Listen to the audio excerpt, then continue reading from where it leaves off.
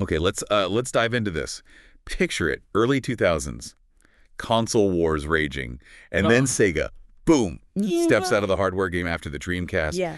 just stops making consoles. It must have been a massive shock. Where do you go from there? It was huge. A real earthquake for the industry and definitely for their fans. They basically had to figure out who they were all over again. And the place they ended up finding, a real foothold, a new identity almost, Yeah, it was the PlayStation 2. right. The console that basically won that generation, the one they just conceded to. It feels, I don't know, ironic. Incredibly ironic. And this retrospective piece we're looking at, it really highlights that this wasn't just like a small thing. Oh. Sega put out over 150 games on the PS2 Oh, over its whole life. That's a lot of games. A major part of their output then. Wow, 150 titles. Oh. Okay, so that's our mission for this deep dive, right? Let's unpack this source, figure out the key moments, and understand how Sega pulled off this pivot. Yeah, how they went from being Sony's rival to putting out tons of games on the PS2. Exactly, and how that whole situation helped them rebuild, set them up for the future. Because this isn't just nostalgia, it's about adaptation, business sense. Some pretty clever moves, actually. It really is. It shows you got to know where the market's headed, even if it means, well, working with the competition. So Sega's out of consoles. Where do they first put their energy as a software company? Who got those first big games, the ones maybe even meant for Dreamcast 2 or something? Well, the source is pretty clear initially. It wasn't the PS2, not really. By 2001, Sega was focusing its big guns, its flagship stuff, mainly on the Xbox. Ah, okay. Xbox. Yeah, games like Jet Set Radio Future, Panzer Dragoon Orta, Yeah. titles that really showed off what the Xbox could do power-wise. Right. And it kind of made sense. Sega and Microsoft had worked together on the Dreamcast, so the Xbox felt like maybe a natural home for some of those projects. Okay, so Microsoft gets first dibs on some key titles. Hmm. What about Nintendo? The GameCube was around then, too. Yeah, and for the GameCube, the article suggests a slightly different approach. More targeted, maybe? How so? You saw the Sonic Adventure remasters pop up there, which were big sellers. And new stuff, more family-oriented perhaps, like Billy Hatcher and the Giant Egg. Right, I remember Billy Hatcher. The source seems to think that strategy, hitting that Nintendo audience, worked out pretty well for them sales-wise on GameCube, too. So, early days, Sega's playing the field. Exclusives, tailored releases for Xbox and GameCube. It does seem like the PS2 was maybe on the back burner. It definitely could look that way. But the article uses this great phrase, sleeping with the enemy. Ha! They had to be pragmatic, maybe even kind of humble about it, because you just couldn't ignore the PS2. It was already clear it was going to be the dominant console. Yeah, the numbers were just starting to explode, weren't they? Exactly. That install base was becoming massive. You couldn't not be there, whatever the history was. So pragmatism wins out. How did they actually start putting games on their old rival's machine? Well, they started smart. They brought over some of those really unique, beloved Dreamcast games. Like what?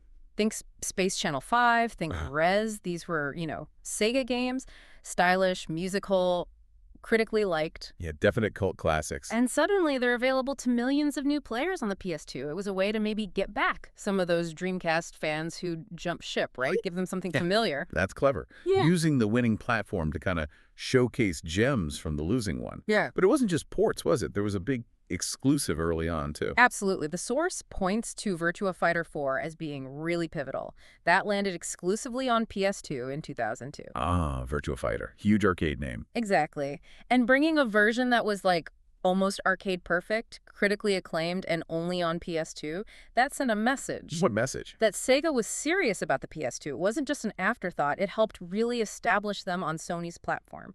Okay, so Sega's finding its rhythm as a third party. Got the early Xbox GameCube stuff, then the Dreamcast ports to PS2, followed by a statement exclusive like VF4. What happens next? How do they evolve? Well, the article talks about a pretty significant shift then towards multi-platform development. Meaning making games for everyone. Pretty much. Maybe the need for those early exclusives eased off, or maybe it was just more efficient financially, but they started putting games out across PS2, Xbox, and GameCube, trying to maximize sales. And did that work? How did that look? Yeah, it definitely helped their sales figures overall.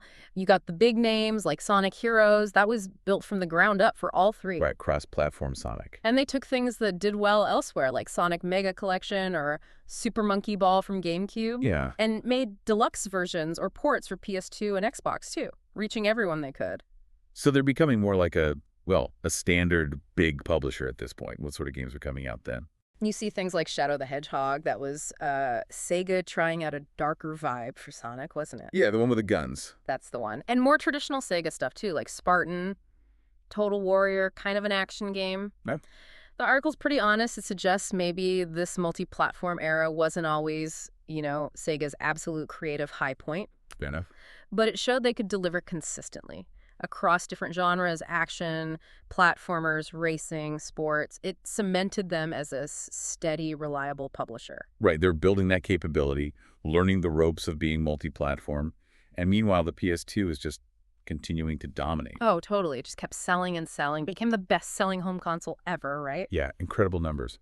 So did Sega just stick with that multi-platform strategy, or did they adjust again as the PS2 became the platform to be on? No, their focus definitely shifted again, especially as that console generation started to wind down a bit.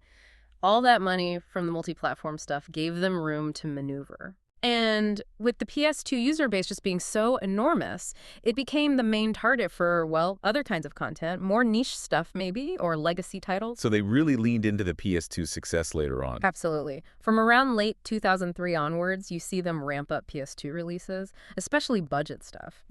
The Sega Ages 2500 series was big in Japan. What was that? Basically, near arcade perfect versions, or really good console conversions, of classic Sega arcade games. The source says these were actually pretty important, kind of paving the way for Sega's later work with emulation. Huh. That's smart. Using their back catalog for that massive audience. Makes sense. Totally. And building on those compilations, they also did like a Mega Drive collection for the West. It even had unlockable games, interviews with old Sega developers, stuff like that. The article does mention some technical hiccups with the emulation on that one. Maybe. Yeah. But the core idea was solid. Bring Sega's history, its golden age, to the biggest console audience out there. Yeah. Let old fans reconnect, let new players discover it.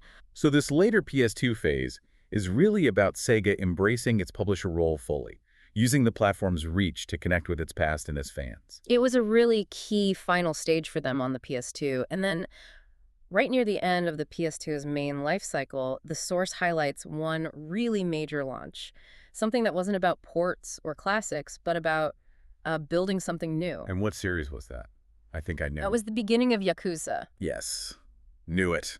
The article makes this interesting comparison, right? Saying maybe the last time Sega had that kind of industry buzz was Shenmue on the Dreamcast, that ambitious, beloved game. It's a landmark game. And then, fast forward to late 2005, and the very first Yakuza game launches. Yeah. Exclusively on the PS2. And look at Yakuza now. It's huge globally. It really is. The source calls it a spiritual successor to Shenmue. It had that same focus on a deep story, complex characters, and those incredibly detailed, immersive cities you could just get lost in. That realism was definitely part of Shenmue's magic, too. Exactly. So Shenmue was kind of the Dreamcast's big, innovative farewell wave. And Yakuza becomes this major new franchise, Sega's modern legacy almost, born on the PS2. Pretty much, yeah. Now, the first Yakuza, it wasn't like an instant mega hit in the West, not like the later games, but it absolutely laid the foundation. The sequels are massive now, a cornerstone of Sega's publishing. Okay, let's circle back then. Sega leads the hardware business, facing this huge uncertainty after the Dreamcast. Total unknown territory for them. And somehow they find their way, they rebuild their name, they launch massive new franchises. Yeah. All significantly enabled by the PlayStation 2. Yeah. The very console associated with them having to exit hardware in the first place. That's the core irony, isn't it? The thing this source really drives home, the platform that kind of symbolized their defeat in the console wars, ends up being the bedrock they rebuilt their entire business on as a third-party publisher. They went from, bitter rivals to putting out over 150 games, finding that multi-platform rhythm, launching Yakuza. The PS2 era wasn't just about Sega surviving. It was about reinvention. Absolutely. A truly sweet, ironic twist of fate, as the article puts it. Shows incredible resilience, I think, and strategic thinking. Definitely. In a really tough industry. Okay, so here's a final thought for you listening along. It's something the source specifically points out at the end. Oh, yeah. It mentions that the Yakuza sequels, even now, decades later, they continue to launch often as PlayStation exclusives, or at least timed exclusives. Interesting point. So think about that. This deep, ongoing connection between Sega and PlayStation, their former enemy. the platform where they found their footing after leaving consoles behind. What does that decades-long relationship tell us about who Sega is today and their strategy in the gaming world now? Something to chew on.